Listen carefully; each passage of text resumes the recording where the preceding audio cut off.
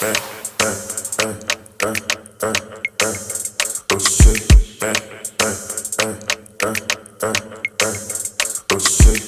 beautiful people, this is LVMH Prize and welcome to my channel. Yoyebe means you're going to Zimbabwe in colloquial language, so it is your girl Ice Nosy, but you guys can call me Nosy. Hi, how are you doing? I hope you guys are doing great and I hope life is treating you well. Please hit the subscribe button and also give this video a like because this video is going to be a video that you like, alright? Let's dive in and let's talk about Kenneth Ize. Kenneth Ize uses cross-cultural experiences to create new contemporary forms in the Nigerian fashion industry. If you guys see me reading a little bit or looking down, my laptop is in front of me so I don't miss anything. So bear with me with this one, okay? I did not memorize anything like that, all right? He is a designer based in Nigeria and found his namesake label in 2013. Ize is a finalist for the LVMH Prize 2019. He grew up in Austria and attended the University of Applied Arts Vienna, where he studied fashion and design. So let's dive into the Nigerian fashion. Let's talk about it a little bit. So we are going to dive into how the Nigerian fashion world or the fashion industry has evolved. Not the fashion industry, but just the fashion in general. We're going to talk about how the Nigerian fashion has evolved since its independence, like the 60s. So if you know the traditional ties that women and men wear nowadays, if they're marrying or if there's just a celebration, a family celebration about something, they usually wear their long dresses and also their head wraps. So in the 60s, the women dressed in both fitted and oversized outfits depending on their preferences and complemented it with a permed, well-sprayed afro. The uneducated people simply wore their native clothes and did simple local hairstyles. There was actually a trend that started at that time with mini skirts and dresses, and this trend was allegedly invented by Mary Quant, I hope I said that properly, and aimed at seductively showing off women's legs. During this time, bright colors were introduced for men, and there was also an obsession with prints and patterned fabrics. I'm not going to get much into details about this, but if you'd like to read more about it, I'll definitely leave the article in the description box down below, and I don't mind creating a video dedicated to Nigerian fashion. So the 70s, okay? The trend for women was what we call now Oleku. I hope I said that properly. Thanks to a film of the same name, a baggy sleeved buba worn over an euro that stopped anywhere from a little above the knees to mid-thigh. Men wore agbadas and danshikis, trends that have made a stunning comeback. For a more Western look, it was all about the colors. The 80s.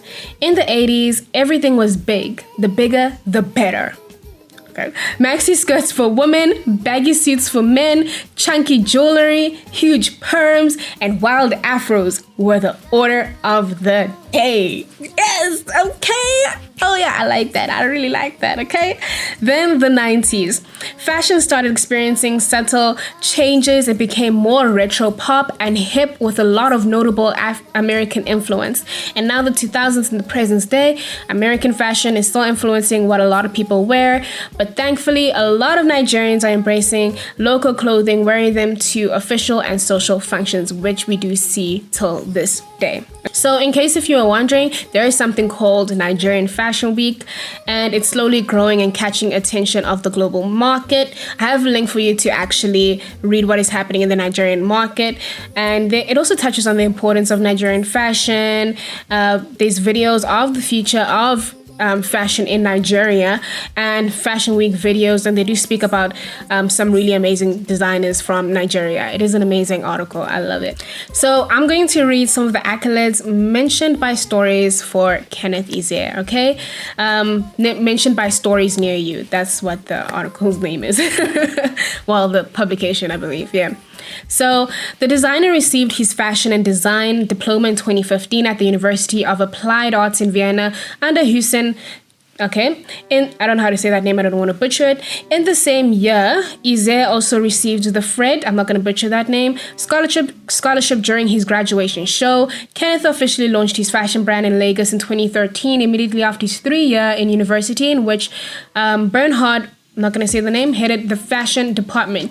His knowledge and diverse experience from assisting Eden to Asher in New York has flourished Kenneth into a talented creator. He is utilizing his international expertise to contribute to an emerging Nigerian fashion industry, being recognized as a key player during Lagos Fashion and Design Week for 3 consecutive years. He is inspiring many of the African youth with what he's doing at the moment. I feel like the sun is just making sure that, the skin is glowing. So please mind that, all right? I really loved what he said in his Teen Vogue interview. He said, "To me, Paris is where people come together," Kenneth tells Teen Vogue a few days after his debut show on February the 24th. "Paris is the capital of fashion. Many Nigerians cannot travel outside the country, so it's not easy to actually show what you can do outside of our country. So for me, it was about having a conversation. I really wanted to make people jump into conversations that they might be thinking about but not speaking about yet." And I think that is like one of the most amazing things about social media as well. You can just jump into the conversation and have people hear you out. You get what I mean? And we're actually going to dive into that a little bit on how social media actually helped Kenneth Ize.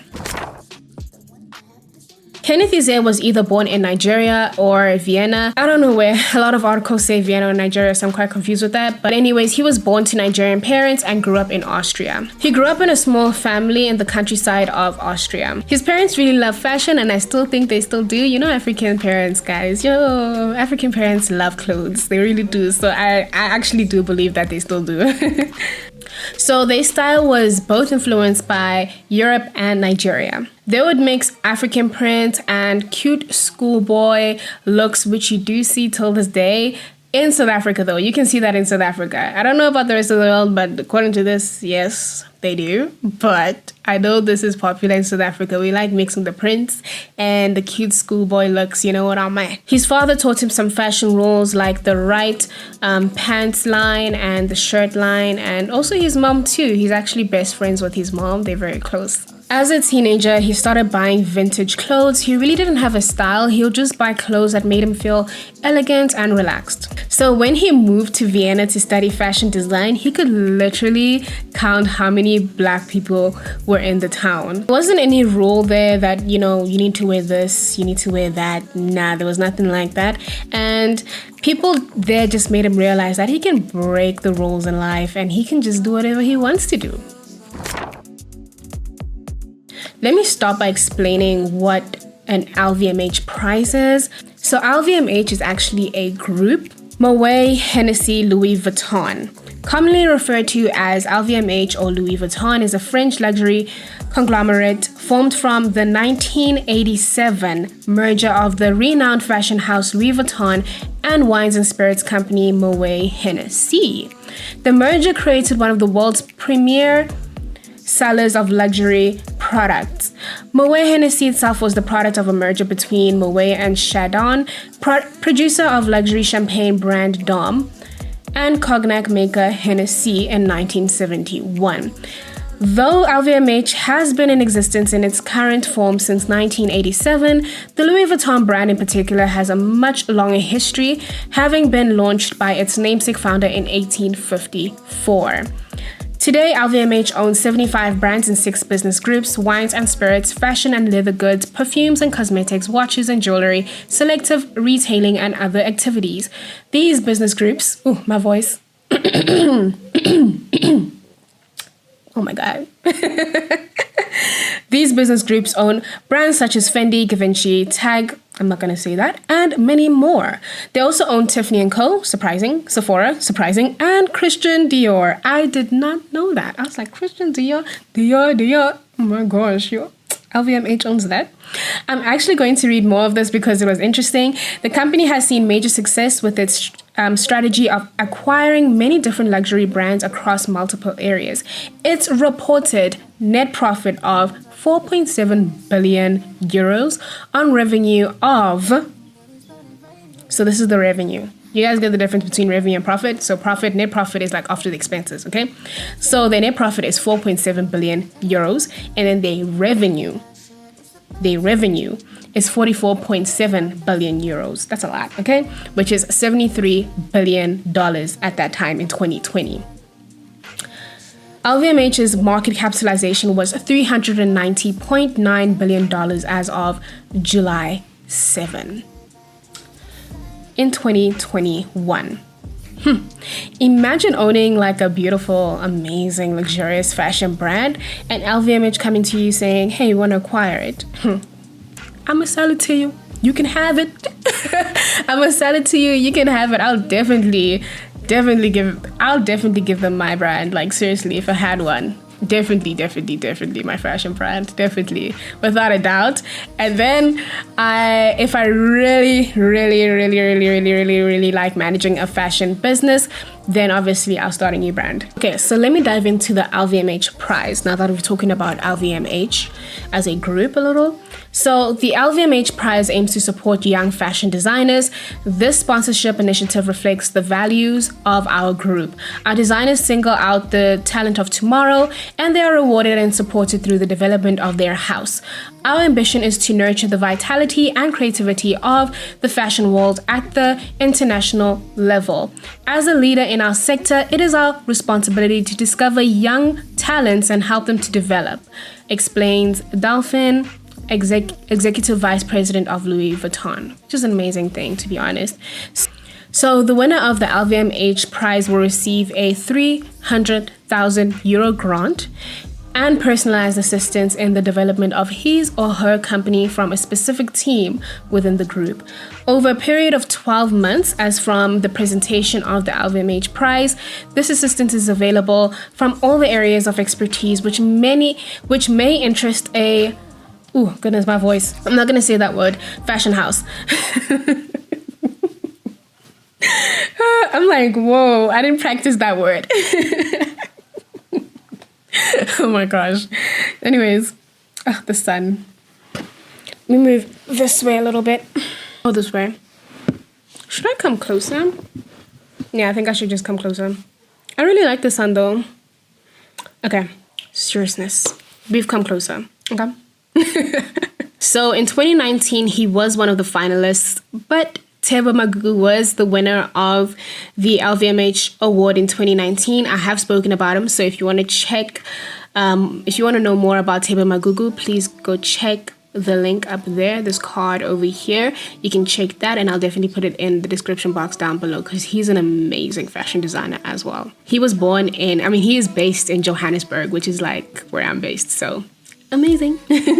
But in April 2019, he was actually awarded Design of the Year at African Fashion Festival Arise. So that's a really good thing.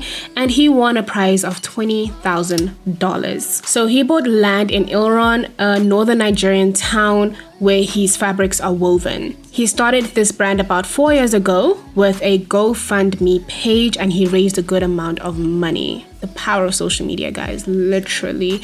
I'm being reminded of the Marshall Columbia video because Marshall Columbia started his brand on social media as well. It started to grow on social media. So there's this clash, this beautiful mix, or not clash, but this beautiful mix of fashion and social media just not playing together, but they just have this amazing relationship when it comes to they just have this amazing relationship. I don't know how to explain it right now, but my brain is literally like, you're trying to say the right thing, but it's not coming out. But yeah, social media and fashion, there's just this beautiful relationship, you know? Because also, Leomi Anderson, she started speaking about the modeling industry, and it started changing because she said she called the fashion media out. She was like, yo, like, you guys are doing something wrong, you know what I mean? And the modeling industry started to change because of her just voicing out her experiences in the fashion industry through social media, through a tweet. But yeah, he was just so grateful to even be doing this and just doing what he loves.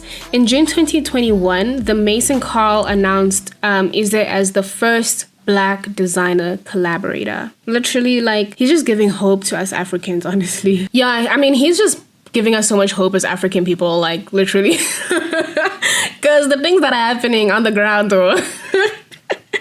But hey, we thank God for Tebo Magugu, designers like Kenneth Ize, designers also like Sindiso Kumalo. We thank God for them because they're giving us hope, literally. So I was quiet while reading about how he felt when he won the $20,000. He was literally in a Nigerian cafe when he just burst into tears while being interviewed by Vogue. Like, it's so emotional. Because, like, he worked so hard, guys. Yo, imagine also being just the finalist in the LVMH Prize and not getting it. It's heartbreaking. I mean, like, you're happy because, like, obviously, you know, like another fellow African person won. But, yo, it's also like, I was so close. But, you know, God has his ways. Hey, God has his ways. There's a reason for it happening. And honestly, Tebo Magugu is literally just doing an amazing job with his fashion designs. And, oh, he's just amazing, bro. But anyways, right now, as we speak, he has built a factory on that land. It's where the fabrics in his latest collection had been created. They have 30 weavers, and it is the biggest weavers factory in Nigeria. Talk about somebody making a statement. Talk about somebody thinking about their home country. Talk about somebody who is developing their home country and trying to make it better. Talk about creating employment. Sindiso Kumalo is also doing the same thing when it comes to just how she gets her fabrics. Oh, it's an amazing story. Please go also check that out. But yeah, like, talk about somebody actually influencing the African economy and just giving people hope. Do you get what I mean? And oh, by the way, Naomi Campbell has modeled in his show, and he just asked her to be in one of his shows. Like, he was like, hey, be on my show. That's how I think the conversation went. But anyways, I'm just joking.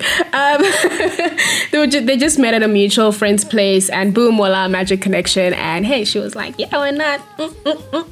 Let's walk. So obviously during 2020, people were struggling a lot. I was going to say struggling. Struggling a lot. People were struggling a lot. And I mean, we're still feeling the effects till this day. And yeah, the fashion industry in Nigeria was doing so well, and I found this video on YouTube, and I would recommend you guys listening to it. I still need to listen to it just to understand more about the fashion industry in Nigeria. I just listened to, I think, 20 to 30 minutes of it. But yeah, I'll link it down below. And yeah, just fashion entrepreneurs coming together and talking about what's going on. Fashion entrepreneurs and designers, and they're just talking about what's going on. So what we can learn from Kenneth Ize's journey, his story, his experience is that, you know, you need to draw inspiration from where you've been, where you come from, and where you are right now, and just what you've experienced. And I think a lot of designers do that. It's just that, like, with him, like, it was just multicultural experiences. And I think most of us can actually relate to that. I can relate to that. And when you draw inspiration from your experiences and how you live right now, the world is your oyster. Because I don't know, like, have you noticed that people just have different takes on how they interpret things that they experience in life? And it's just so amazing to just see how people interpret it, like, in different ways. I feel like the way God created this whole world or the universe is just like, you have to live in your truth, and that truth is rooted in love. And the reason why I say this, just listen, the reason why I say this is because when you love somebody, somehow, some way, you begin to become creative on how to show that love. You know, you buy them gifts, you do XYZ, you clean the house for them sometimes. I'm joking, do that when you're married, guys. Not every day. But what I'm trying to say is that, like, when you do something out of love and you live in your truth, because we are love, I believe we are love, you just become more creative in general. And he is living his truth. He is doing what he loves. It seems like he is doing what he loves. And it's just so inspiring to just see somebody just say, you know what, I'm going to do what I love. I'm just going to go for it and make things happen for myself. So it's a very huge inspiration. I'm very inspired, to be honest, to just embrace my multicultural experiences, you know, and create something out of that. You know, sometimes we do get lost in life and what to do, and we just feel so confused. But I think his story just reminds me of just being present and just doing what you have to do with what you got, bruh. Like, just do it, you know? You never know what might happen. So I'm gonna end this video with what he said in his Teen Vogue article. And he says, honestly speaking, I was really never going to be a designer. He says, I just love clothes. Growing up, one of his biggest inspirations was choosing fabrics with his mother and for her handmade outfits. I went to Nigeria with my mom and we got fabrics for some outfits when I was a kid. Because in Nigeria you have special outfits that you wear for different occasions. We went to the tailor and we were talking about how we were going to cut it. I remember using my hands to cut the pieces. My family just really believed in everything I wanted to do. The Venice lace in the collection is in particular a nod to the designer's mother. Oh, okay, that's nice. Sorry, I'm reading this on my own, even though I've read this so many times. But the Venice lace in the collection is in particular a nod to the designer's mother, as it's custom for Western African women to source lace from Vienna for special occasion outfits. I hope I said the place properly, Vienna, or is it Vienna? I don't know. But anyways, yeah, that's the end of the video. I hope you guys found this inspiring, inspirational, and please share this with anybody you think needs to be inspired for what's happening in the fashion industry, or just needs inspiration a little bit, you know what I mean? So that's the end of the video. I hope to see you guys soon, and yeah, I'll see you in my next video. Bye.